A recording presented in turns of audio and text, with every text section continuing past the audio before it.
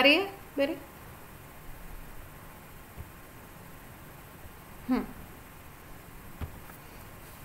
तो क्या हुआ कि भाई लेफ्ट कंटेनर में ये सीन बन रहा है कि यहाँ Zn+2 गैदर हो रहे हैं और यहाँ पे SO4-2 गैदर हो रहा है। तो अगर इधर देखो तो यहाँ पॉजिटिव चार्ज का एक्सेस होने लगेगा इस तरफ और यहाँ पे नेगेटिव चार्ज का एक्सेस होने लगेगा। तो इसके लिए ये लगाया जाता है सॉल्ट ब्रिज। ये सॉल्ट ब्रिज क्या करता है? न्यूट्रलाइज करता है। एक तो पहली बात, इस बीकर को कनेक्ट कर देगा अंदर अंदर से। दूसरी बात, यहाँ पे क्या प्रोसेस होता है, सपोज अगर हम बात करें कि फर्स्ट वाला कंटेनर, लेफ्ट कंटेनर की बात कर रहे हैं, तो लेफ्ट में Zn+2 एक्सेस में हो गया। और अगर राइट की बात करो तो राइट में कौन एक्सेस में है आपका? SO4-2। और ये एक्सेस वाले बीकर के साइड में गैदर होंगे। तो ये Zn+2 जो गैदर होगा ना, जो हमने सॉल्ट ब्रिज में सपोज हमने यहाँ पे KCl डाला हुआ है, तो क्या होगा? इसके अपोजिट चार्ज वाला, अगर KCl को देखो तो ये K+ और Cl- से मिलके बना होता है। तो इसमें Zn+2 है ना, तो ये इसके अपोजिट चार्ज वाला आयन आएगा यहाँ से सॉल्यूशन में और इसको न्यूट्रलाइज करेगा और न्यूट्रलाइज करके क्या बना लेगा? ZnCl2। और ये सॉल्यूशन में रहेगा, सॉल्यूशन में आ जाएगा। तो ये जो पॉजिटिव चार्ज यहाँ पे साइड में इकट्ठा हो रहा था, बीकर के यहाँ पे साइड पे Zn+2 इकट्ठा हो रहे थे, इनको न्यूट्रलाइज करने का, इनको खत्म करने का काम किसने किया? Cl- इधर से आया सॉल्ट ब्रिज से और ZnCl2 बना के सॉल्यूशन में इसको भेज दिया आराम से। फिर उसके बाद अगर हम सेकंड की बात करें तो सेकंड में SO4-2 इकट्ठा हो रहे थे, इधर पे गैदर हो रहे थे।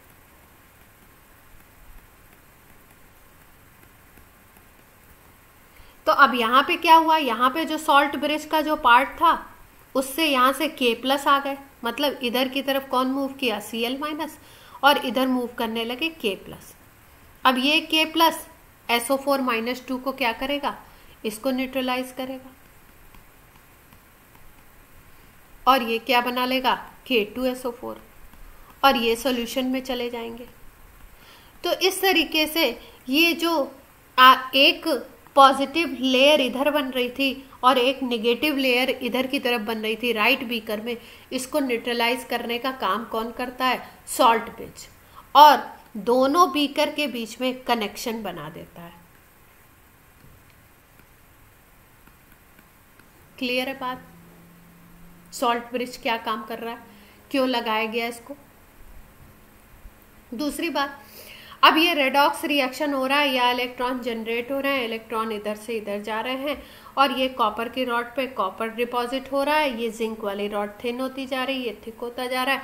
यहाँ लेफ्ट में ऑक्सीडेशन, यहाँ पे रिडक्शन, इसलिए टोटल को हम क्या बोलते हैं? Redox reaction. अगर गैल्वेनोमीटर को देखेंगे हम लोग, यहाँ पे कोई बीच में गैल्वेनोमीटर लगा दो तो गैल्वेनोमीटर क्या शो करेगा? डिफ्लेक्शन शो करेगा। एमीटर लगा दो तो आपको दिखने लगेगा कि उसमें कितनी करंट, कितने इलेक्ट्रॉन जा रहे हैं, उसके अकॉर्डिंग कितनी करंट फ्लो कर रही है।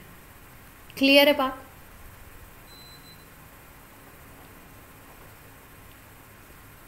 अब देखो, अब एक सवाल ये आता है कि भाई किसको बनाओगे एनोड और किसको बनाओगे कैथोड? किस रॉड को आपने एनोड बनाना है और किस रॉड को कैथोड बनाना है?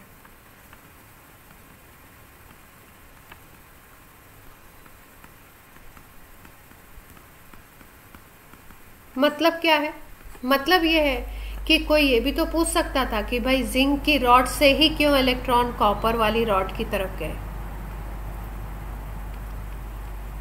इधर से इधर क्यों नहीं गए? दोनों ही मेटल हैं तो दोनों ही इलेक्ट्रॉन दे सकते हैं ना। मेटल में क्या टेंडेंसी होती है? मेटल की जो हम टेंडेंसी बात करते हैं, इन जनरल टेंडेंसी,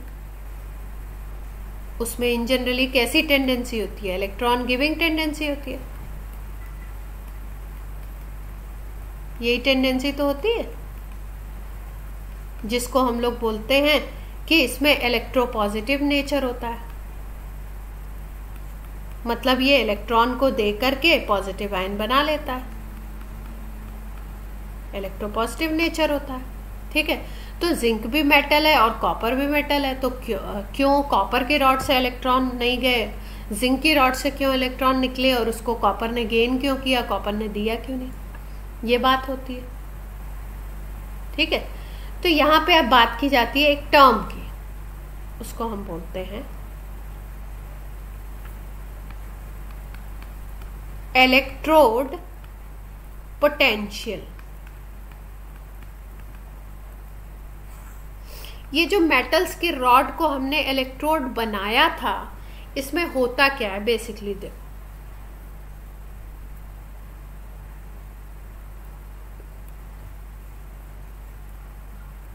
ये सॉल्यूशन था ZnSO4 का,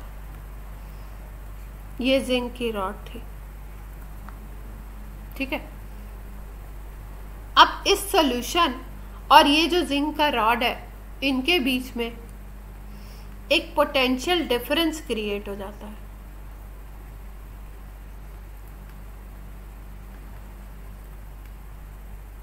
created between rod, metal and solution, that is called electrode potential। और ये इलेक्ट्रोड पोटेंशियल डिफरेंट मेटल्स के लिए डिफरेंट होता है।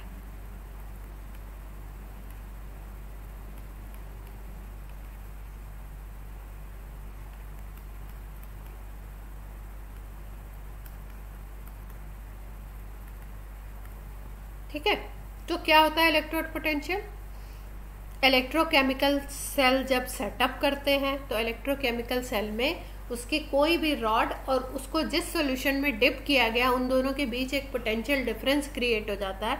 जब रेडॉक्स रिएक्शन होता है तो उस पोटेंशियल डिफरेंस को हम बोलते हैं electrode potential of that metal.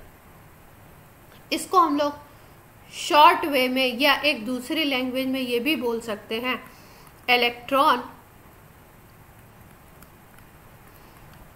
Donation और you can say giving tendency is called electrode potential, इसको भी बोल सकते हैं।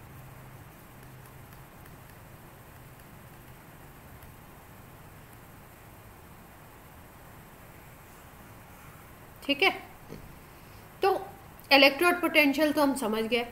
अब इस बात से भी हमें ये नहीं पता चला कि भाई कॉपर भी मेटल है तो उसमें भी इलेक्ट्रोड पोटेंशियल होगा, और आपका जिंक भी मेटल है तो उसमें भी इलेक्ट्रोड पोटेंशियल होगा।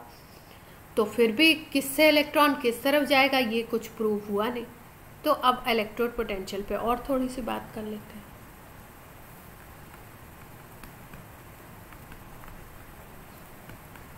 पहली बात, इलेक्ट्रोड पोटेंशियल को अगर हम देखें तो दो तरीके से ऑब्जर्व कर सकते हैं। आपके रॉड जो है, जो भी आपने इलेक्ट्रोड बनाया है, अगर वहां पे ऑक्सीडेशन हो रहा है तो उसको हम बोलते हैं ऑक्सीडेशन इलेक्ट्रोड पोटेंशियल।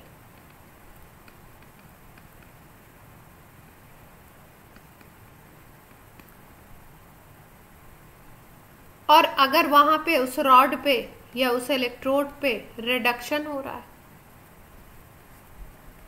तो उसको हम बोलते हैं रिडक्शन इलेक्ट्रोड पोटेंशियल।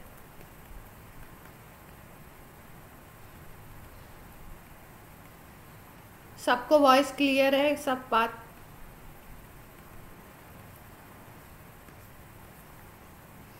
तो ऑक्सीडेशन होगा तो ऑक्सीडेशन इलेक्ट्रोड पोटेंशियल टर्म दिया जाएगा। मतलब अगर एक ही रॉड की बात कर लो, जैसे तुम जिंक की बात कर लो, जिंक जब इलेक्ट्रॉन को लूज करे Zn+2 बना दे, तो यहाँ पे अगर इसका पोटेंशियल निकाल रहे हैं हम लोग इस हाफ सेल में, तो यहाँ पे हम बोलेंगे क्या, ऑक्सीडेशन इलेक्ट्रोड पोटेंशियल। ठीक है, और अगर हम यहाँ पे बोलें, जैसे कि मान लो Zn+2 कहीं पे हो और वो इलेक्ट्रॉन को गेन कर रहा हो और गेन करके Zn सॉलिड बना देता हो,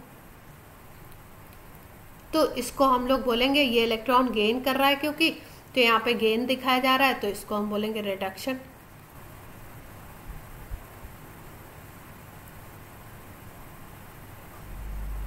ठीक है,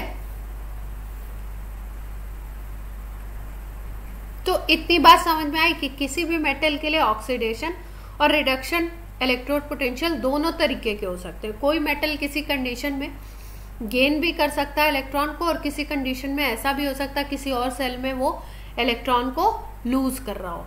ये डिपेंड करता है कि उसके साथ जो मेटल लिया गया है वो कौन सा लिया गया है। क्लियर है बात?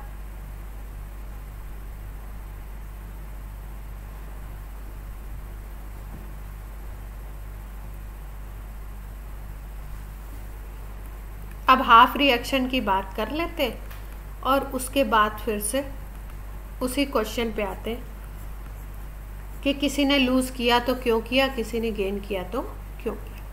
हाफ रिएक्शन क्या है? देखो, हाफ रिएक्शन अभी अभी मैंने बताया कि एनोड पे जो रिएक्शन हो रहा होगा वो एनोड हाफ रिएक्शन बोला जाएगा, और जो कैथोड पे हो रहा होगा वो कैथोड हाफ रिएक्शन बोला जाएगा।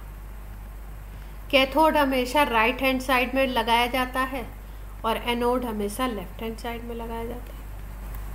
जैसे मान लो ये रिएक्शन हो रहा था अभी जो हमने सेल लिया था, जिंक सॉलिड ने Zn+2 बनाया, 2 इलेक्ट्रॉन लूज किए, और यहाँ पे क्या हो रहा था, कॉपर +2 2 इलेक्ट्रॉन गेन करके कॉपर सॉलिड बना ले रहा था। अब ये जो हाफ रिएक्शन एनोड वाला है और ये जो कैथोड वाला है, हाफ सेल रिएक्शन बोलते हैं इसको।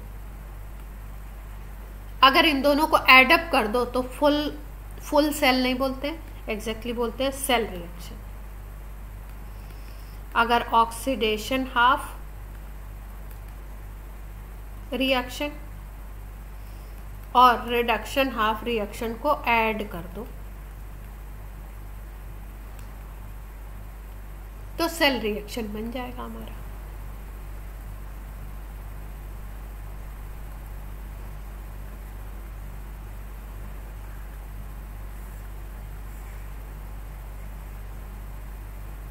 ठीक है, दोनों को ऐड कर लेते हैं। लेफ्ट हैंड साइड से left hand side, right hand side से राइट हैंड साइड, ऐसे ही तो ऐड किया जाता है।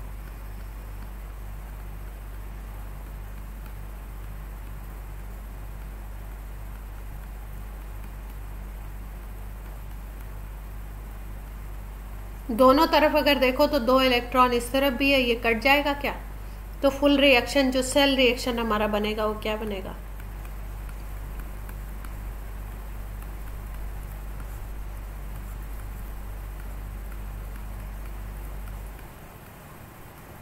ये बन जाएगा।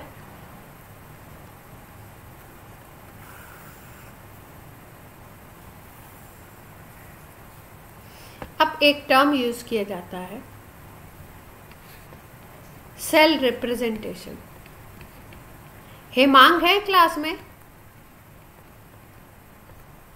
ठीक है, सेल रिप्रेजेंटेशन का क्या मतलब है? देखो, सेल रिएक्शन को अगर आप एक सिंबलाइज फॉर्म में, एक शॉर्ट फॉर्म में रिप्रेजेंट करते हो तो उसको बोलते हैं सेल रिप्रेजेंटेशन। कैसे करते हैं? जैसे यही जो अपना सेल है, इसी एग्जांपल को हम सेल रिप्रेजेंटेशन में ले रहे हैं, तो कैसे लिखते हैं? देखो, इसको ऐसे लिखते हैं, Zn सॉलिड से क्या बना था, Zn+2 बना था, तो ऐसे करके लिखेंगे। यहाँ पे अगर इसकी कोई कंसेंट्रेशन गिवन है तो C1 कंसेंट्रेशन सपोज मान लो। अब लेफ्ट हैंड साइड में ये हो रहा था, लेफ्ट बीकर में Zn से Zn+2 बन रहा था, और राइट बीकर में क्या हो रहा था, कॉपर +2 से कॉपर बन रहा था। यही तो हो रहा था। अगर हम पुराने अपने इस पे चले जाएं, यहाँ पे क्या हो रहा था, Zn से Zn+2 बन रहा था, 2 इलेक्ट्रॉन रिलीज हो रहे थे।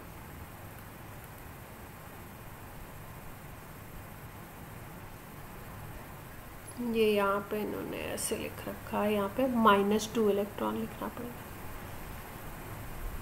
प्लस लिख रखा है, तब Zn+2 बनेगा। और ये कॉपर +2 2 इलेक्ट्रॉन को गेन कर रहा है, कॉपर बना रहा है, कॉपर सॉलिड बना रहा है।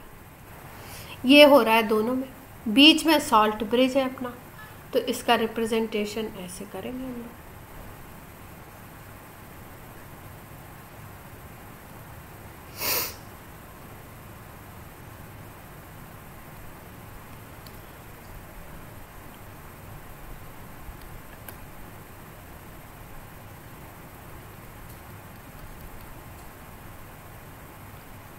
कहाँ गई वो स्लाइड जहाँ सेल रिप्रेजेंटेशन कर रहे थे?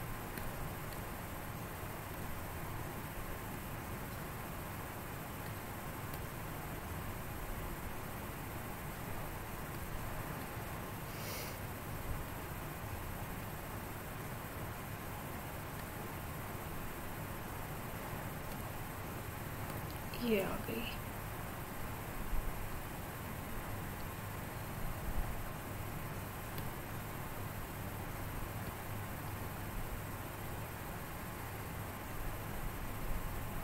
ये रही।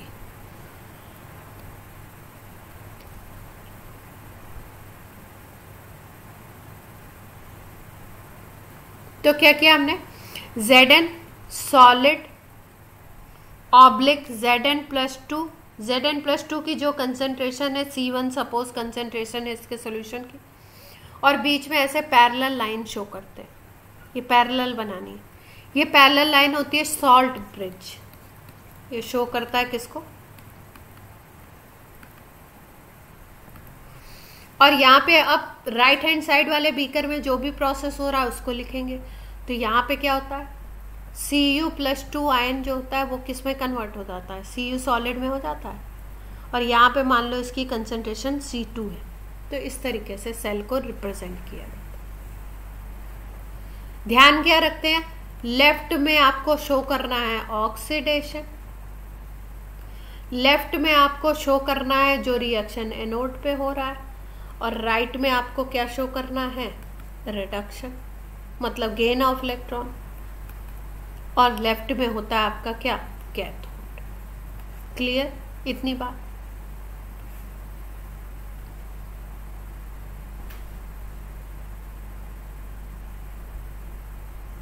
ये तो सेल रिप्रेजेंटेशन हो गया। अलग अलग सेल में अलग अलग तरीके से हो सकता है भाई, जो आप लोगे मेटल उसके अकॉर्डिंग चीजें हो जाएंगी।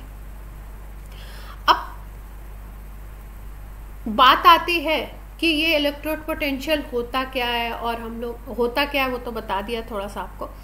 इसको हम लोग मेजर कैसे करेंगे, कैसे पता लगेगा, या कौन सी मेटल किसको इलेक्ट्रॉन देगी, कौन इलेक्ट्रॉन लेगी, इसकी बात करते हैं। तो देखो, इलेक्ट्रोड पोटेंशियल के लिए साइंटिस्ट ने बहुत काम किया और देखा कि कौन कितना पोटेंशियल जनरेट कर रहा है। उसकी बेसिस पे इन्होंने एक इलेक्ट्रोड बनाया जिसको बोलते हैं रेफरेंस इलेक्ट्रोड।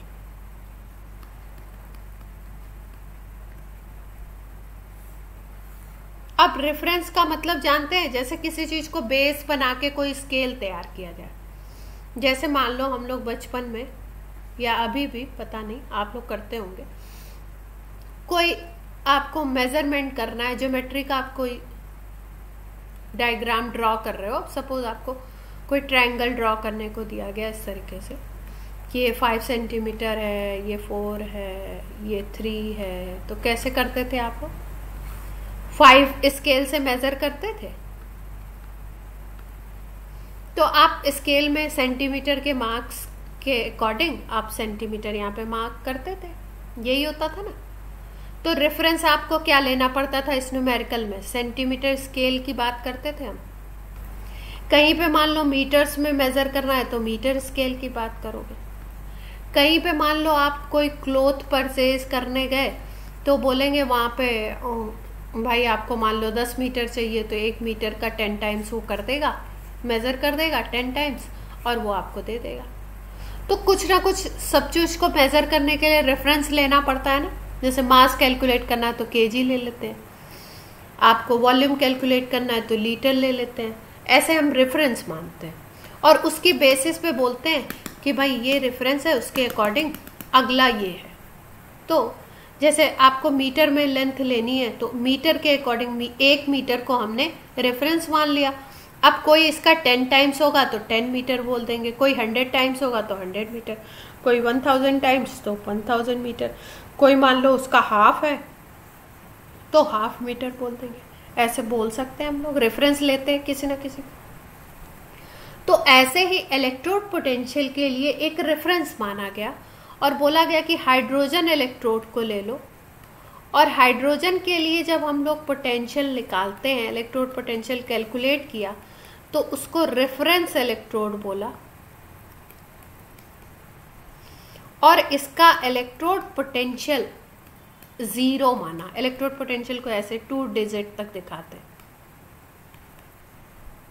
इसका चाहे रिडक्शन ले लो या ऑक्सीडेशन ले लो, रिडक्शन पोटेंशियल या ऑक्सीडेशन पोटेंशियल दोनों को क्या माना गया? 0 वोल्ट। क्लियर है बात यहां तक?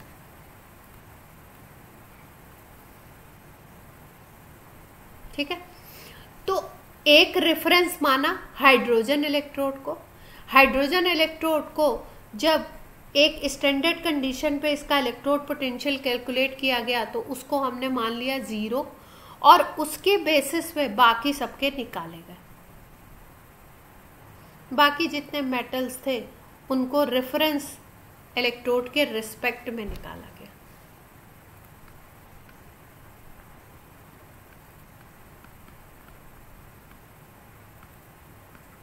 अदर का कैलकुलेशन हुआ, तो सारे मेटल्स के अलग अलग आए, हमको याद नहीं करना है। किसी का पॉजिटिव आया, किसी का नेगेटिव आया पोटेंशियल।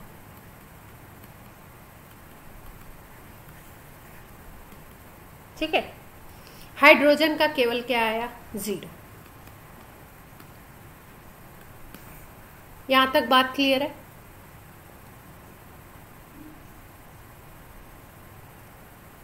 अब देखो, इसके मेजरमेंट के अलग अलग तरीके होते हैं, उसको एकदम ब्रीफ में समझा दूंगी, उसकी ज़रूरत होती नहीं है, पर फिर भी बच्चों के दिमाग में सवाल आता है कि भाई इसको मेज़र कैसे किया, क्या किया। तो फिजिक्स के कई सारे फिनोमिनन लगा के इसको मेज़र किया था, सेल वेल बना के। अब देखो क्या हुआ कि जैसे जिंक रॉड ले ली किसी स्टूडेंट ने और उसको हाइड्रोजन इलेक्ट्रोड के रिस्पेक्ट में देखा और इलेक्ट्रोड पोटेंशियल निकाला, कोई अमाउंट आया, मान लो कोई एक्स वैल्यू आई। ठीक है, और ये काम किसी ने किया इंडिया में, और बाहर यूएस में किसी और ने जिंक रॉड ली और हाइड्रोजन के रिस्पेक्ट में देखा और वहाँ पे निकाला, तो वहाँ पे वो वैल्यू क्या हो गई? चेंज हो गई, वाई वैल्यू आ गई। अब बोला गया भाई एक ही चीज की वैल्यू, एक जगह पे एक्स आ रहा है, एक जगह पे वाई आ रहा है, एक ही मेटल है, एक ही प्रोसेस से कर रहे हैं, तो ये डिफरेंस क्यों आ रहा है? क्या रीजन क्या है? ठीक है, तो क्या पता लगाया गया?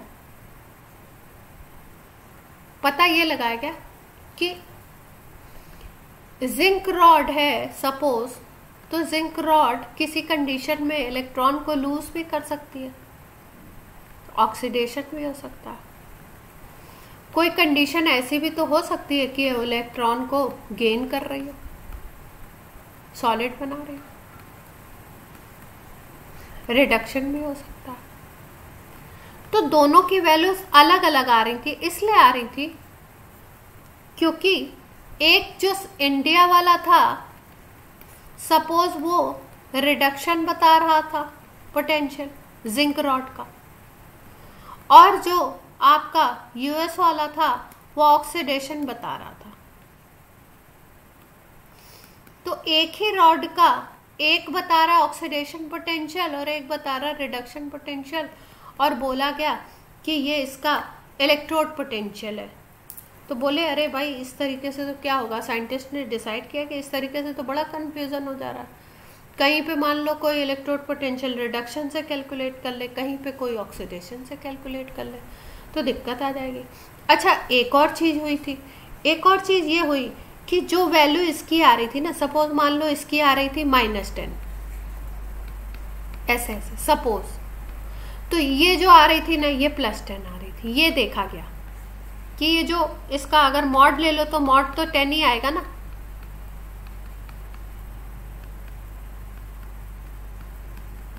मॉड तो 10 ही आएगा, मतलब वैल्यू तो सेम आ रही है, क्या आ रहा है, साइन चेंज आ रहा है, उसकी वजह से टोटल तो चेंज आ जाएगा ना। एक वैल्यू -10 बन गई, एक +10 बन गई, तो नंबर लाइन पे देखो तो बहुत डिफरेंस आ जाएगा, ठीक है, अप्रॉक्स 20 का डिफरेंस आ गया।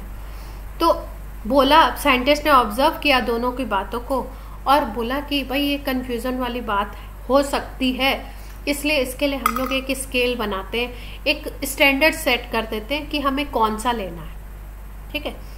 तो ऐसा बोला गया कि अगर बोला जा रहा है इलेक्ट्रोड पोटेंशियल, कोई बोल रहा है,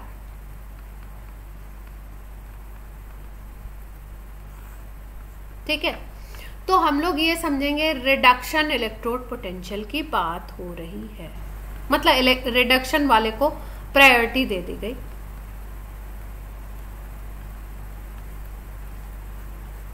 ठीक है। कब तक रिडक्शन मानोगे, अनटिल अनलेस उसमें ऑक्सीडेशन मेंशन न कर दे। अगर क्वेश्चन में ऑक्सीडेशन पोटेंशियल मेंशन कर दिया, जैसे क्वेश्चन ये बोल दिया कि जिंक का oxidation potential is given to you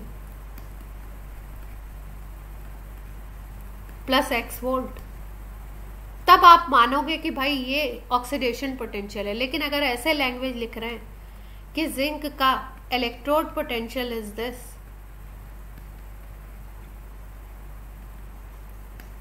Y volt, तो हम क्या मानेंगे कि ये किसकी बात कर रहे हैं, रिडक्शन पोटेंशियल की। ऐसा माना गया, कन्वेंशन है ये कि भाई रिडक्शन को क्या मान लो, और जितने भी कैलकुलेशन वगैरह करो अपने क्वेश्चंस वगैरह में वो रिडक्शन को मान के करो। और दूसरी चीज़, स्टैंडर्ड जो मेजरमेंट के लिए सेट करो वो किसको सेट करो, रिडक्शन को सेट कर दो। तो इससे क्या होगा, कंफ्यूजन नहीं होगा। अगर कोई बोल रहा है किसी का इलेक्ट्रोड पोटेंशियल, तो इसका मतलब वो उसके रिडक्शन पोटेंशियल की बात हो रही है। यहां तक बात क्लियर है?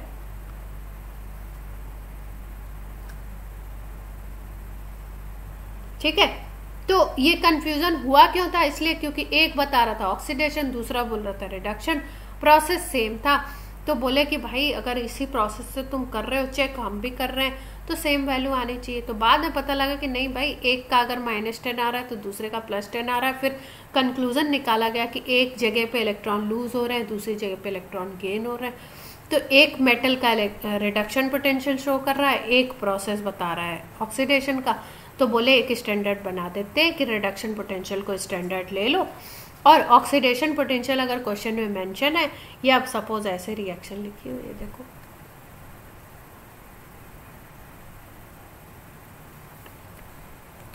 Cu+2+2 electron gives Cu solid, ऐसे लिखा हुआ है, और यहाँ पे दिया हुआ है इलेक्ट्रोड पोटेंशियल आपका कोई भी X वोल्ट दिया हुआ। तो ये देख पा रहे हो कि इलेक्ट्रॉन गेन हो रहा है इस रिएक्शन में, +2 2 इलेक्ट्रॉन को गेन करके ये बना रहा है। तो जब इलेक्ट्रॉन का गेन होता है तो रिडक्शन होता है, तो इसका मतलब ये रिडक्शन पोटेंशियल है, ERP है, इलेक्ट्रोड रिडक्शन पोटेंशियल। और मान लो यही इक्वेशन ऐसे लिख देते हैं,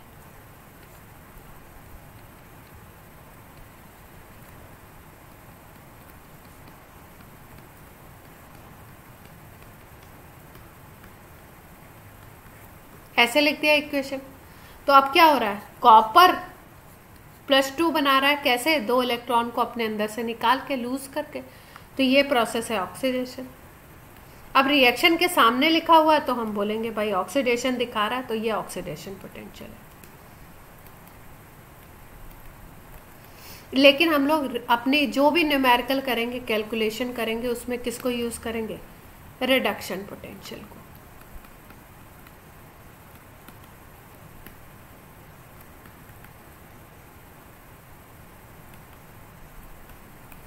और बेसिक थिंग क्या है कि अगर आपको रिडक्शन पता है तो आप ऑक्सीडेशन भी निकाल सकते हो।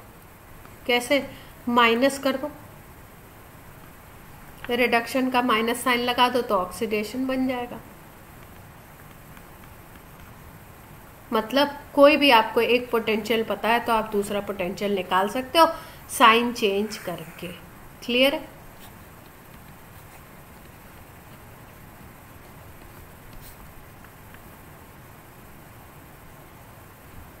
अब ये कोई हम लोगों ने कैलकुलेट हमने नहीं किया, साइंटिस्ट ने डिफरेंट मेटल्स को के इलेक्ट्रोड पोटेंशियल को कैलकुलेट किया और कैलकुलेट करके एक सीरीज बनाई जिसके बारे में हम लोग पढ़ेंगे। तब हमारे पास क्वेश्चन का आंसर आएगा सारांश का, कि सारांश ने पूछा था ना कि ये H+ क्यों नहीं वो हुआ। नहीं, किसी ने पूछा था ना अभी कि H+ क्यों हुआ, या दूसरा क्वेश्चन जो मैंने उठाया था कि कॉपर ने इलेक्ट्रॉन लूज क्यों नहीं किया, कॉपर गेन क्यों कर रहा है इस सेल में, है ना। तो उसका रीजन हम लोग बात करेंगे अब नेक्स्ट टर्न पे, और डिटेल करेंगे इलेक्ट्रोड पोटेंशियल की पूरी। अच्छा, आप लोग लेवल 1 लेवल 2 शीट वगैरह कर रहे हो नहीं कर रहे हो? क्योंकि उसको करना है, उसमें इलेक्ट्रोकेमिस्ट्री जो पार्ट पढ़ाया जा रहा है ना अभी, इसके न्यूमेरिकल कम होंगे।